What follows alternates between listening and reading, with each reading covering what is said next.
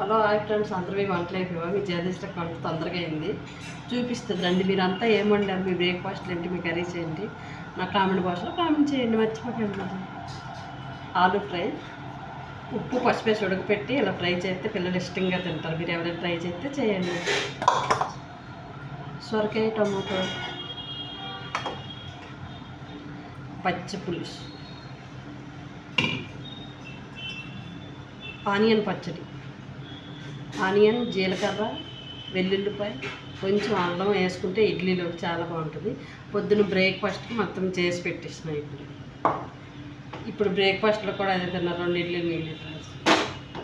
ఇంకా white rice కూడా పెట్టా, చపాతీ చూపిస్తాం మర్చిపోయి. సొరకాయ టమాటా కూర చపాతీ. ఓకేనా? మీరంతా ఏం చేశారో నాకు కామెంట్ బాక్స్లో కామెంట్ చేయండి. మరి ఓకేనా? Bye bye. ఇవే అన్నమాట ఇన్ని చేసింది అక్క ఈరోజు.